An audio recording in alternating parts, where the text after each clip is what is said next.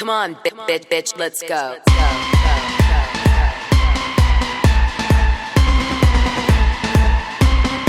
Come on, get ready, bitches. You haven't seen nothing yet. Come on. Valentino, Versace, Lamborghini, Bugatti. I got money to burn. I'm single and I'm naughty. Come on. Tiffany's, Cartier, Gucci, Armani. Come on. Break out your black card, boys. It's time to party. So Ghislaine Maxwell, I guess, met with the DOJ, and they're dropping a soundbite that she said in an interview with them about what she thinks about Epstein being murdered in prison. And there's something like, 22 mysterious deaths connected to Epstein, okay? So, certainly you can read and connect anything you want in life if you work hard enough at it. But I do think it's quite unusual how many people died related to Epstein, especially, in mysterious ways, we'll call it. And I am not sure I'm 100% on board with what Ghislaine thinks and what she told the DOJ. I think it's in her interest to give this answer. I don't think she wants to, even though she's been found guilty of sex trafficking. I don't really think, since she's, been trying to do an appeal and everything, she wants to lend any credibility that someone that was in their friend group, that was an upper person, that they hooked up with young girls, could have plotted to kill Epstein. I don't think it's in her best interest to have that be the storyline she believes is happening, for multiple reasons. Number one, if a powerful person is killing people and she really thinks that, she certainly doesn't want to say that, because if she does, she could end up mysteriously dead. That's number one. Number two, I think that the Justice Department does not want the focal point to be on the client list of who was working with Epstein, because frankly, they can't release it based on what the judges have said over and over again now several times. But in addition to that, they don't really want us, I think, focusing on the client list, because there's a lot of powerful people that are a part of the client list. Let's just call it what it is. And these people are still in high positions of power. So they don't want everybody focusing on this client list that we can't get released, and that therefore it can be anything that people dream up in their heads based on, evidence floating around in the public sector. So I do think that Ghislaine gave an answer that kept her safe, fed into her defense that she keeps trying to peddle from prison in her appeals, and also was beneficial to the people in charge, which might actually explain why she was moved to Bryan prison, which is a better prison than the one she was at. So I have to take her response with a grain of salt. And like any deposition, you're trained to say what's helpful to your case and to the people that can help your case, right? So I have to remind you of that before I play this for you. We're not going to spend too much time on Ghislaine. I want to move on to a huge tea dump I have on Real Housewives of Atlanta. So let's listen to this together. So you think he did not die by suicide, given all the things we just talked about? I do not believe he died by suicide, no. And do you believe that, do you have any speculation or view of who killed him? No, I don't. And I ask that because if you don't believe that there's any truth to the allegations of blackmail, or that he had kind of a list, or that he had reasons to have people hate him, why would somebody kill him in prison? Well, in prison, where I am, they will kill you, or somebody can pay a prisoner to kill you for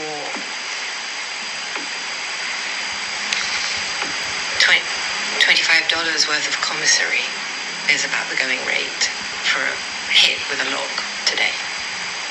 So that goes to the third reason, which is kind of the mismanagement, yes, or the shortfallings or shortcomings of the Bureau of Prisons. Yes. Which is a little bit different than my question is, which is, do you think there's somebody on the outside of prison, so putting aside what could happen on the inside, on the outside of prison, who wanted him dead so badly that he would have, or she would have, caused him to be killed on the inside. I think I don't see that. I think, is it possible? Of course it's possible, but I don't know of any reason why, and I don't believe in the blackmail or in any of this. I don't think Epstein had a hit on like that. If it is indeed murder, I believe it was an internal situation.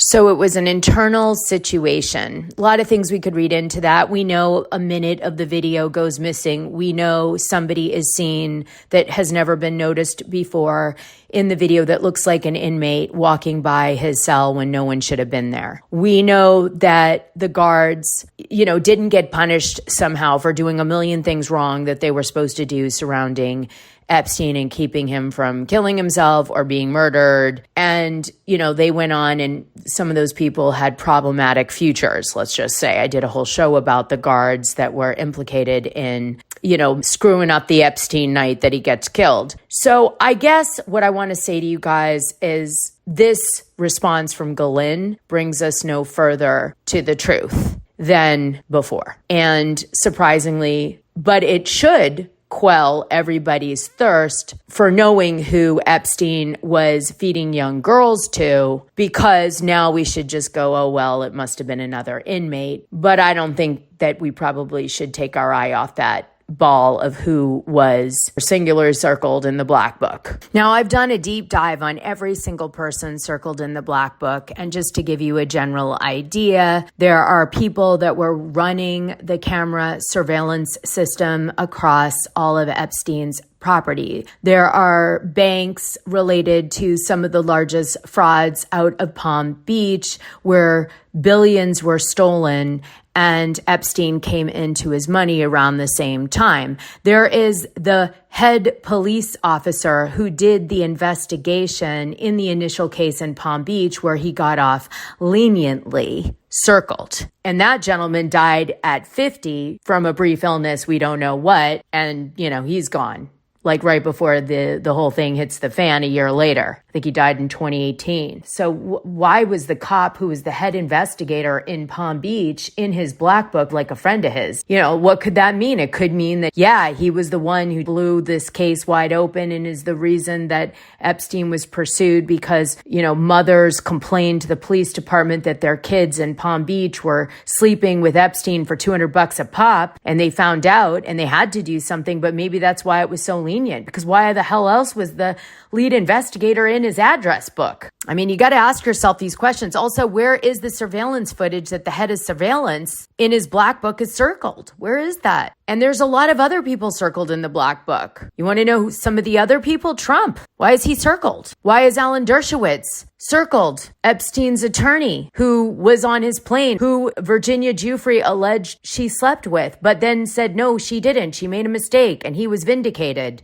And now he's been on a champion run in the press saying he wants to see the client list. But it would appear that he's circled in the Black Book. Les Wexner, the head of Victoria's Secret, right? And all that monstrous income, who somehow mysteriously gave all these assets over to Epstein. He's in the Black Book, circled several times. Several victims are circled in the Black Book as masseuses. Epstein's head gardener, who is like a celebrity landscaper in Palm Beach, he's circled in the Black Book. The pilot is circled in the Black Book. His accountant is circled in the Black Book. The local bank in Palm Beach, which is no longer existing, is circled in the Black Book. Ava Anderson Dubin, who's Jeffrey Epstein's former girlfriend, who Bill Gates thinks is hot when he goes over to Epstein's house, that he stays late and has dinner with her. And she's married to the very wealthy Glenn Dubin, and her children call Epstein Uncle F. She's circled in the Black Book. Neighbors to Ghislaine Maxwell are circled in the Black Book. Ghislaine is circled in the Black Book. Courtney Love is circled in the Black Book. NA Property Inc. is listed in his Black Book. That's New Albany Property Incorporated. That's Les Wexner's company that he ran his New Albany development out of. Epstein was the head of his property management company. So that's circled. Cindy Lopez, who's she? Well, Cindy Lopez actually appears in the flight logs 37 times, mostly with Bill Clinton and Doug Band and Secret Service members. So who's this chick? Her image has been wiped from the internet. Why is she circled? And then, of course, there's Ehud Barak, the former Israeli prime minister, who's been seen coming and going in the New York estate several times, sometimes leaving with models. Even the head of NA Property Management, Michelle Campos, at this time is circled. So, I mean, this paints a little bit of a picture, right? These circles. So there's been two black books released. They range in date of when they think they were mostly active. There was one black book that they believe mid to late 1990s and early 2000s, most of the entries were made. And then there's another book that they think was more around the mid 2000s. Okay, so that's really important because there's a whole bunch of stuff that happens after these people are entered into this black book that you have to take in consideration. Anyway, the circles come from Alfredo Rodriguez, who was Epstein's butler, and he circled these entries because he called it the, quote, holy grail or golden nugget to unraveling Epstein's sprawling child sex network. So you want the answers to the client list, look at the circles. Anyway, I've had so much fun with this black book. There's many more, of course. There's Jean-Luc Brunel. He ended up dead. Sarah Kellen, who's the alleged assistant or number 2 lieutenant to Ghislaine Maxwell, who's now living it up in Miami. So they're in there. Big circle on them. There is, another weird observation. Listen to this. This is just how many tea you can get out of these circles, okay? There was a guy named Jerome Pierre, and I mentioned him earlier. He was the one who was this gardener who, took care of all of Epstein's properties in terms of coming up with landscaping, I guess, and all this. But he's listed in Epstein's black book as rugs because he had a side business of cleaning rugs, which wasn't like a formal business, but I guess he did rugs. And I found it very interesting that was circled under the rug heading, not the gardening heading. Because as I recall it, not only did Epstein bring in massive trucks to do shredding of documentation to try to get rid of evidence when he knew he was being scrutinized by the feds, but he also had all these rugs removed and destroyed out of his property. So maybe this guy was the one who did it. Well, anyway, go have fun with that one. I could do a whole show about it. I know everything about all the people circled and how they tie to Epstein. If you want me to do that show, just let me know in the comments and I'm happy to do it for you guys. I could do a whole show on everybody and their links to Epstein. But you have to put your triggered political, feelings about things aside so I can do it properly. Because it's going to upset you when I tell you who is circled on both sides of all parties, Democrat and Republican. So don't kill the messenger over here. Come on, bitch, let's go.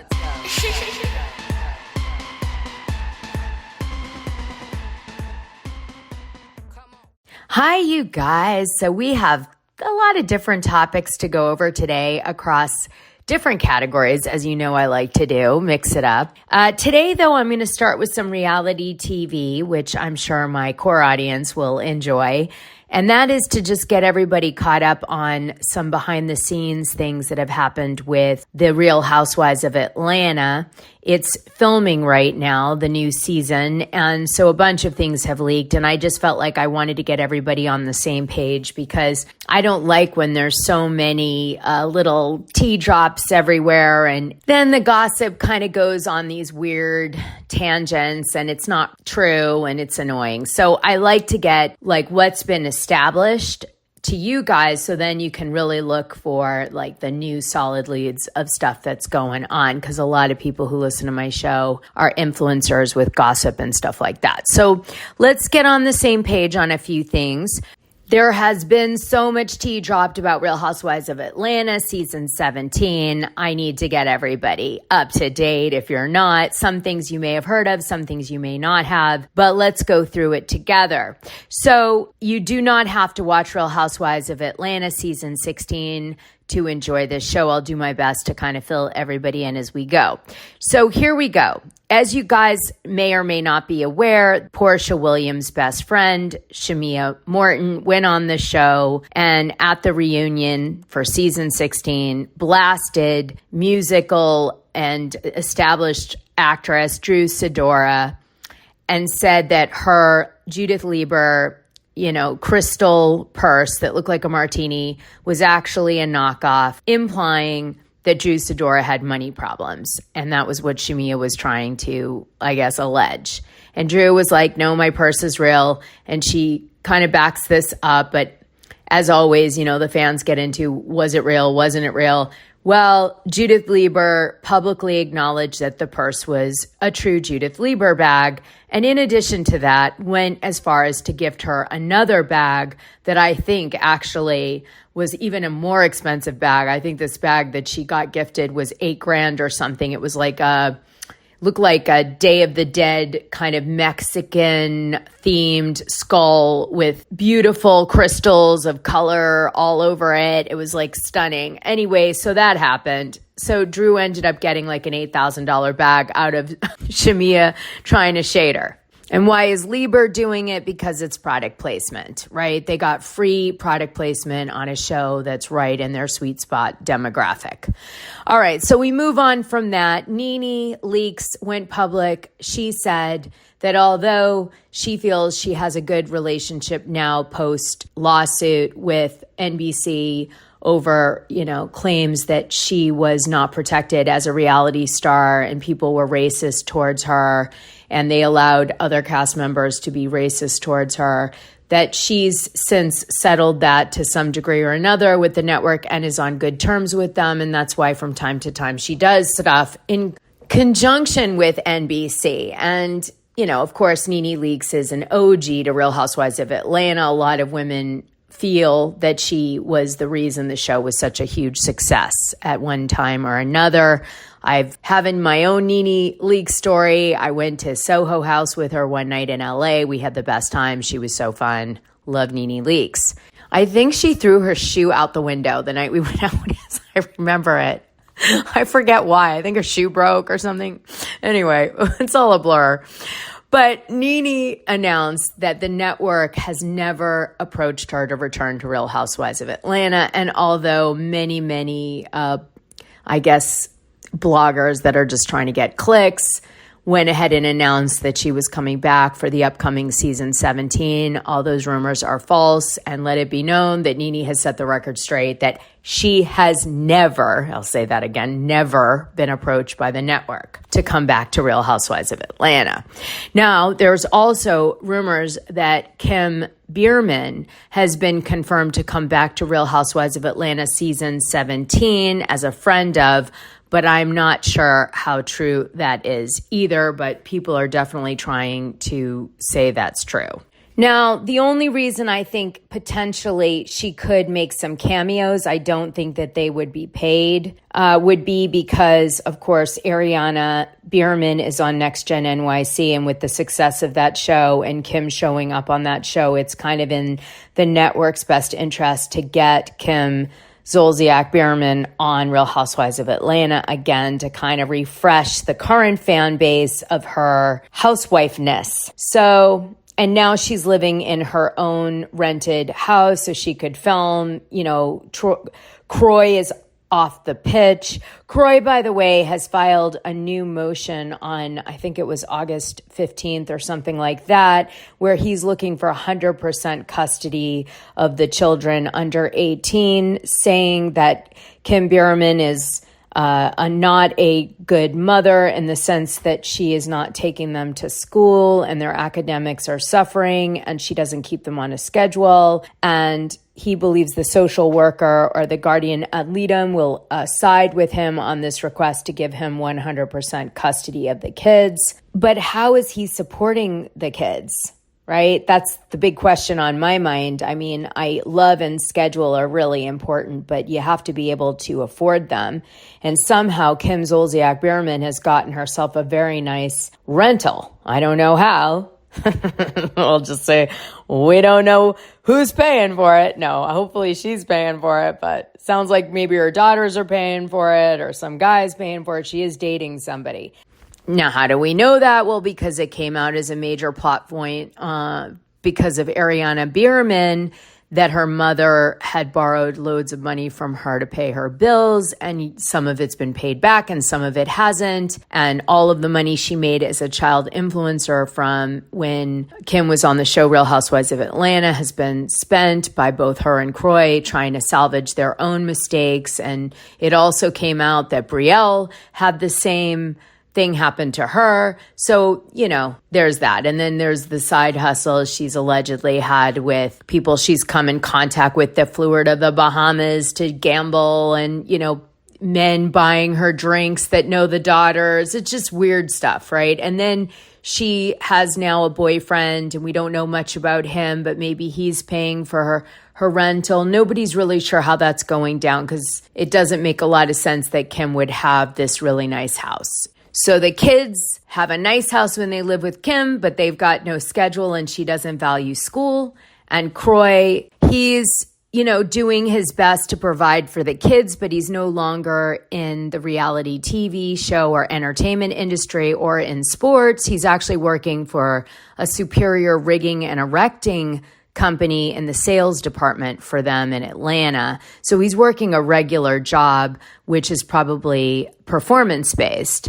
And that might be difficult for him after sort of the years of the way he's been, making money, right? You go to a real job, it can be tough and humbling. So he's doing that, but he's also trying to, have a schedule for the kids and have them go to school. Anyway, he's doing his best to fight now for full custody. So we'll see how it goes. Also, let's just call it what it is. Kim Biermann had Big Papa, who was a sugar daddy. Then she went to Kroy, and now she's with another guy following Kroy, like right out of the gate. So it's not a huge leap that she gets a guy. He's regular, and it just so happens that he's mysterious, much like Big Papa was back in the day. Like, we keep his identity completely anonymous. Why? Well, maybe like Big Papa, he's married with a family. Also, in season 17, it looks like we're going to see a film premiere being shot for the show. It stars Drew Sidora and Love and Hip Hop star Claudia Jordan. Also, another person, Erica Mena, and some of the cast on the film, I think, also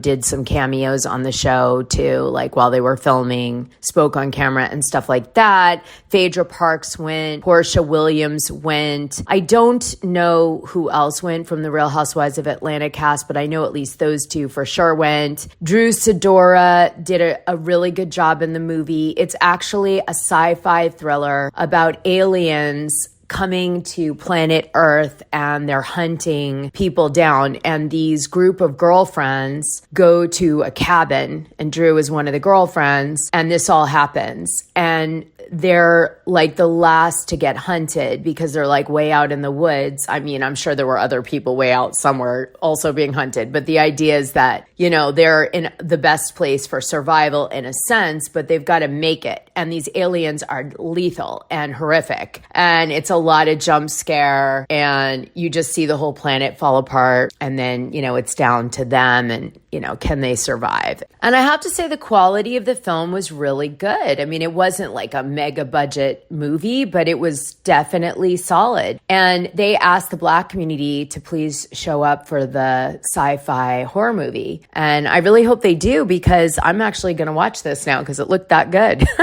Good job, Drew. So it turns out that Bravo has brought on board K. Michelle. She is the, rumored love and hip hop star that is coming over to join the cast of Real Housewives of Atlanta. Cynthia Bailey recently spoke on it and said that she felt excited about K. Michelle, although she never met her, but she thought she would be a good addition to the Real Housewives of Atlanta. And also K. Michelle has been recently seen taking pictures with Kelli Ferrell and Porsha Williams on the upcoming season 17. Everybody's coming back from last year's cast, of course, except for Brigitte, because she's suing the network for, all the horrific things that I guess came out about her being a porn star and this and that on the show that ended up not being her, and she feels like she has some recourse. And to be honest, on her case, she might, just because it involves revenge porn and sex, stuff around that. It's sort of in a different category of complaint than just being brutalized on reality TV. Some states look at sexual assault or harassment as it's related to reality TV shows as a place where they will draw a line and they will punish the network. So she might have a shot because of the nature of her case. Speaking of that, did you see that Brandi Glanville alleged that she didn't say Andy Cohen's name, but she said her boss, and we all know that she refers to Andy Cohen as her boss from her litigation she took, and later it was dropped towards the network for what she felt was a form of trafficking of her. She said that Andy Cohen would try to set her up on dates when she'd come to New York to do Watch What Happens Live, and he would make, sexually explicit jokes to her and things like that, and it was really strange considering he was her boss, not literally, but the way he was presented to her was that way, right? That he's daddy and all this stuff. I mean, even the daddy thing's a little bit weird, right? I mean, if we want to take a step back for a minute. But the thing is that Brandi recently said that her boss had asked to know when her children, her two boys, who obviously are good looking, were going to come to age and be 18. Now, Brandi Glanville is struggling from a lot of issues, physical health and mental issues. So it's hard to know what's real with her and what isn't. But I thought that was quite notable. And since we brought up the Brigitte situation, I thought I'd mention it. And I'm sure Andy Cohen isn't going to appreciate that post, given that recently a Project Runway designer called him Harvey Weinstein to the gay men on set of Project Runway. And also, he was doing that show with Harvey Weinstein. Yeah. So it's a lot, right? It's a lot. But anyway, back to the point, which is we've got this new character coming on the show, and her name is K. Michelle. Now, K. Michelle has had quite a few scandals in her time. She's a very seasoned reality star, so she's going to know exactly what she's doing. She's going to bring it. She's going to be probably very over the top and theatrical because, again, she knows what she's doing. I thought you'd appreciate some very high-level scandals she's been involved with over the years, so you could kind of get your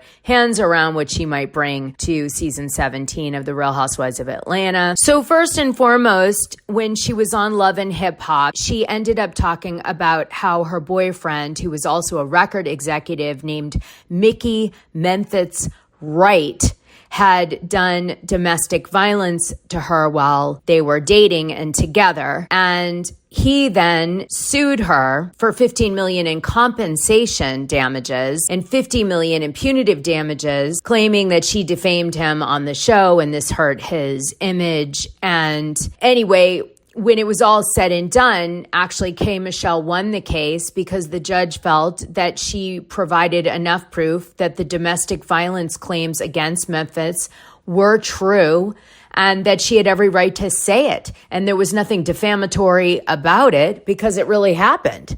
So he lost that case and she was vindicated. Then she ended up getting her butt injected to be made bigger. And she used an unlicensed doctor to do these injections in her butt. And she started to have symptoms a few years after she had this done. And what happened was she found out, oh my God, that the silicone they had injected in her butt was spreading throughout her body and it was nearly killing her. For the full scoop, join the Dishing Drama Dana Patreon. The link is in this audio description. It's only $6 a month and you'll get the best information and tea about the things you care about and even the things you don't know you care about. What are you waiting for?